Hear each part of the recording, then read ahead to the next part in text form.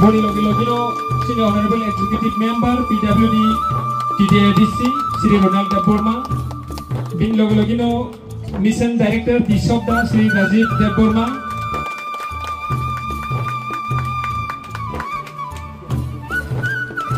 Boni Logino, Deputy Director of Agriculture, West Tripura, Sri Ranjit Kumar Das, Director.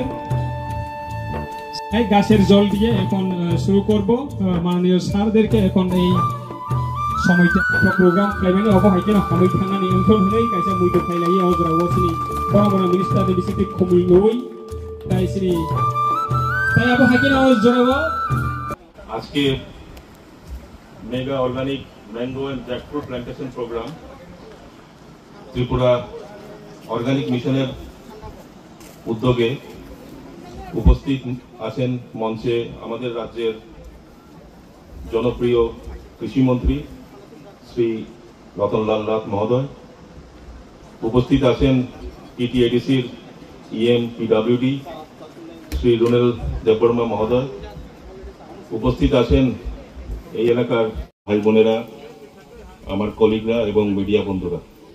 মানে chemical সার দেওয়া হয়নি এবং ওই পাহাড় অঞ্চলেও কোনো কেমিক্যাল সার ব্যবহার করে না, তো সেটা অর্গানিক চাষ। কিন্তু এই অর্গানিক চাষকে বাজার করতে গেলে, বাজারে আনতে গেলে আমাদের সার্টিফিকেশন দরকার। মানে 3 বছর এই জমিতে, 3 বছর ধরে এই জমিতে যদি আমি কেমিক্যাল সার ব্যবহার না করি, যদি চাষ যদি করি, সংস্থা এসে সার্টিফিকেশন সংস্থা এসে এই জমিটাকে অর্গানিক্যালি সার্টিফাইড জমি বলে ওনারা সার্টিফিকেশন করবে এবং এরপরে থেকে যত চাষ হবে এখানে, সেটা ভারতবর্ষের ভেতরে বিভিন্ন রাজ্যে, ভারতবর্ষের বাইরে বিভিন্ন রাজ্যে সেটা আমরা বিক্রি করতে পারবো। এর আগে আমরা এগুলোকে আমরা ধরুন লোকাল মার্কেট বা ত্রিপুরা রাজ্যের যে কোনো মার্কেটে আমরা এটাকে বিক্রি করতে পারবো। আমরা এই নাইটক এফপিসি ফেজ 4, এটা ফেজ 4 এমওবিসিডিএনআর প্রজেক্টে এই নাইটক এফপিসি তৈরি করা হয়েছে 500 জন কৃষক নিয়ে, এবং এই নাইটক এফপিসি আগামী দিনে অর্গানিক চাষে ভালো কাজ করবে এই আশা আমাদের। এবং আমাদের রাজ্যে এখন প্রায় 53টা মতো এই ফার্মার প্রডিউসার কোম্পানি আছে সারা ত্রিপুরা রাজ্যে। প্রত্যেককে বিভিন্ন সময় বিভিন্ন রকম ট্রেনিং এর সুযোগ সুবিধা দেওয়া হচ্ছে, কি করে চাষ করবে, কি করে চাষটাকে বাড়াবে, কি করে প্যাকেটিং করবে। এই যে চাষটা যে করলো, প্রোডাক্টটা যে উঠলো, এটাকে কিভাবে প্যাকেট করবে, প্যাকেট করে এটাকে কিভাবে ব্র্যান্ডিং করবে, ব্র্যান্ডিং করে কিভাবে এটাকে মার্কেটে এটাকে বিক্রি করবে। কয়েকদিন আগে আমরা ministry of industry and commerce থেকে বাইরে থেকে লোক এসেছিলেন। আমরা প্রত্যেক এফপিসি 53টা এফপিসির এমডি বিওডি মেম্বার্সকে নিয়ে আমরা একটা ট্রেনিং প্রোগ্রাম করিয়েছিলাম। সেখানে ওরা বিস্তারিতভাবে বলেছেন যে একটা প্রোডাক্ট যদি এই প্যাকেটে থাকে এটার একটা দাম, ওই প্রোডাক্টটাই আরেকটু যদি বেটার প্যাকেটে থাকে আরেকটু দাম বাড়ে, আবার ওই প্রোডাক্টটাই আরো যদি ভালো যদি প্যাকেটে যদি আমরা বিক্রি করতে পারি আরো দাম বাড়ে। 10 টাকার প্রোডাক্ট প্যাকেট অনুযায়ী দাম 100 টাকা হয়, সেটা ওনারা ভালোভাবে বুঝিয়ে গেছেন। বিশেষ করে আমরা লাগাচ্ছি 1650টি বিদেশি আম গাছের চারা এবং 50টি গোলাপি কাঁঠাল। আমাদের যে কাঁঠাল এতে একটু পার্থক্য, গোলাপি কাঁঠাল এখানে রোপণ করতে যাচ্ছি। এই মঞ্চে উপস্থিত রয়েছেন আমাদের এডিসি এলাকার ইএম রুনেল দেববর্মা মহোদয়, লেভুঙ্গা ব্লকের চেয়ারম্যান রণবীর দেববর্মা মহোদয়, মিশন ডাইরেক্টর রাজীব দেববর্মা মহোদয়, এছাড়া রয়েছেন আমাদের হর্টি এবং এগ্রিকালচারের 2 ডেপুটি ডাইরেক্টর এবং এসএ লেভুঙ্গা সহ আমার হর্টি এবং এগ্রিকালচার টিম। উপস্থিত রয়েছেন নাইটক এফপিসির কর্মকর্তাগণ, সুধী নাগরিক মণ্ডলী এবং চাষিগণ, সবাইকে আমার তরফ থেকে ওয়েলকাম। ইংরেজিতে বলে অর্গানিক, অর্থাৎ রাসায়নিক সার ছাড়া, কেমিক্যাল সার ছাড়া, কেমিক্যাল ঔষধ ছাড়া যে চাষ একটু আগে বলেছে, এটাকে বলে অর্গানিক। কেন অর্গানিক? আপনারা জানেন আজকে পৃথিবীতে যেভাবে গ্লোবাল ওয়ার্মিং হচ্ছে, আপনাদের জানার জন্য বলছি, দেখবেন এই গ্লোবাল ওয়ার্মিং এর জন্য দায়ী কে? আমরা। কার্বন ডাই অক্সাইড এবং গ্রিন হাউস গ্যাসগুলি এই গ্লোবাল ওয়ার্মিং এর জন্য দায়ী। যত বেশি আধুনিক হব আমরা, যত বেশি মডার্ন হব, যত ইন্ডাস্ট্রি বাড়বে, যত কলকারখানা বাড়বে, যত মডার্ন হব, কার্বন ডাই অক্সাইড তত বেশি বেরোবে। বেরুলে কার্বন ডাই অক্সাইড বায়ুর মধ্যে যে লেগে থাকে, বায়ুতে যে থাকে, এয়ারের মধ্যে যে থাকে, এটা বিষাক্ত। যদি আপনি গাছের বেশি গাছ লাগান, গাছ আটকে রাখবে, মাটি আটকে রাখবে। দেখা গেছে গত বছর দিল্লিতে তাপমাত্রা কত ছিল? গত বছর 52 ডিগ্রি সেলসিয়াস। 52 degree Celsius. এবার এটা সর্বকালীন রেকর্ড ইন্ডিয়াতে। 1960-এর দিকে পৃথিবীতে কার্বন ডাই অক্সাইডের পরিমাণ ছিল 180 ppm পার্টস পার মিলিয়ন, যা অগাস্ট 2025-এ 429 ppm। যদি এরকমভাবে চলতে থাকে carbon die oxide, IPCC predict করছে যে 2100 সনে কার্বন ডাই অক্সাইডের পরিমাণ দাঁড়াবে 936 ppm। ওই যে আমাদের আগামী প্রজন্ম বসে আছে, ছোট ছোট ছেলেমেয়েরা, তখন কিন্তু বেঁচে থাকা কঠিন। সমস্ত বিষ বাতাসে ঘুরবে। তো এই জন্য কার্বন ডাই অক্সাইড, মাইকে তো ডিস্টার্ব করছে কেন? করলেটা করতে থাকে।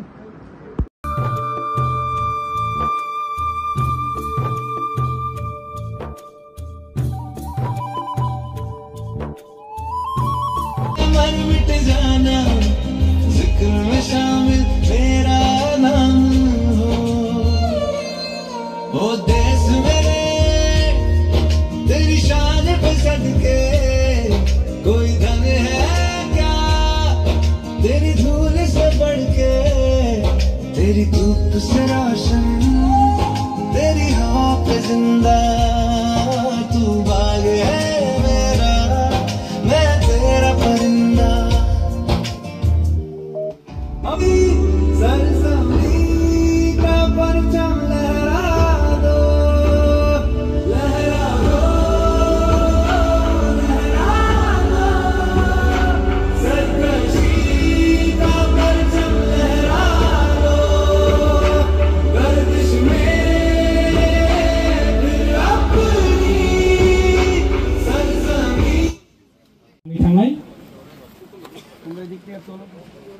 Thank you, Hambai. Belakang Hambai, senjata ya pakar layan. Senjata pa ya pakar layan. Thank you. Bagi berdoa, kasih bangsa. Belakang na tongkoka, ini jauh sini. Ini jauh naik layan. Asakai naik kotor ma programo sengman.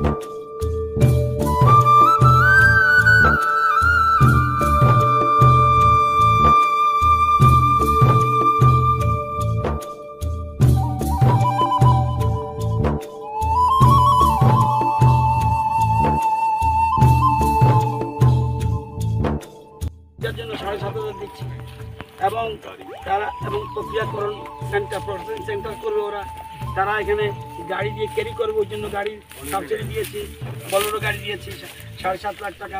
এছাড়া power tiller দিয়েছি, তারপরে পাওয়ার weeder দিয়েছি, তারপরে paddy thresher দিয়েছি, বিভিন্ন যন্ত্রপাতি দিয়েছি। আমাদের উদ্দেশ্য হলো এফপিসি আমাদের রাজ্যে আগে ছিল, আমরা 53টা এফপিসিকে আমরা গঠন করেছি এবং প্রত্যেকে যাতে 10,000 কৃষককে এক জায়গায় আনতে পারে। প্রত্যেক এফপিসি এখানে 500 দিয়ে শুরু করেছে, এখন ধীরে ধীরে আরো অনেক করেছে।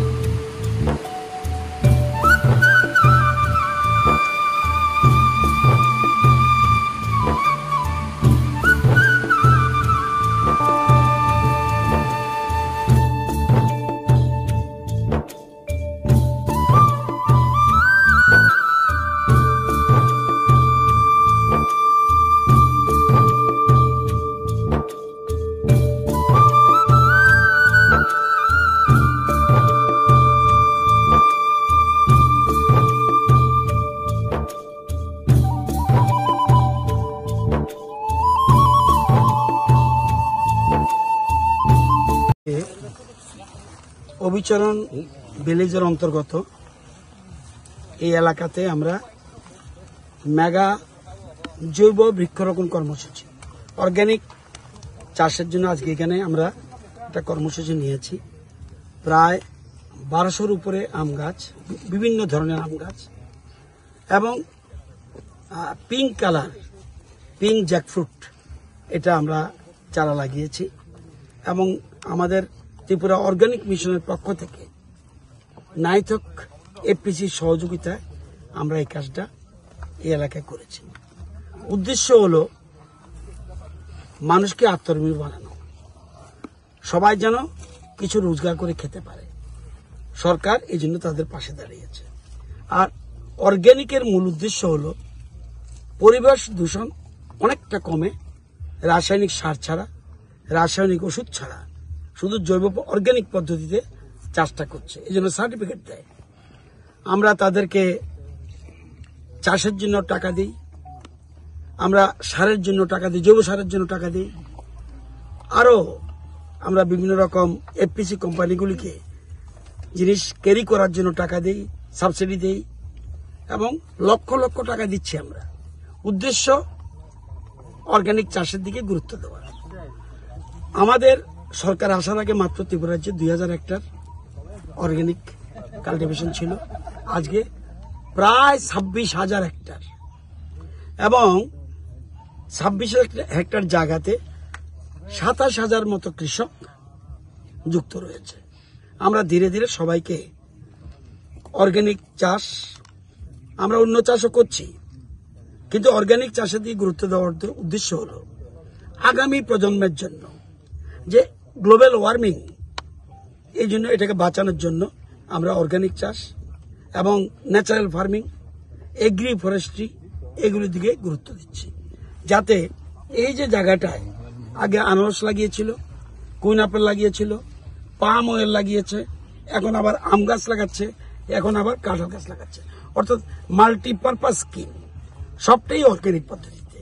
তো আজকে এই জন্যই আজকে আমি নিজে এবং আমাদের এডিসির ইএম রুনেল দেববর্মা, বিএসসি চেয়ারম্যান আমাদের রণবীর দেববর্মা এবং অর্গানিকের আমাদের মিশনের, আমরা ত্রিপুরার অর্গানিক মিশনের ডাইরেক্টর রাজীব দেববর্মা সহ পুরো আমাদের যারা রিসার্চ করে, রাজীব ঘোষ বা আমাদের আরো ডিডিএ যারা আছে, সবাই এখানে এসেছি আজকে এই চাষের বৃক্ষরোপণ কর্মসূচিতে অংশগ্রহণ করার জন্য।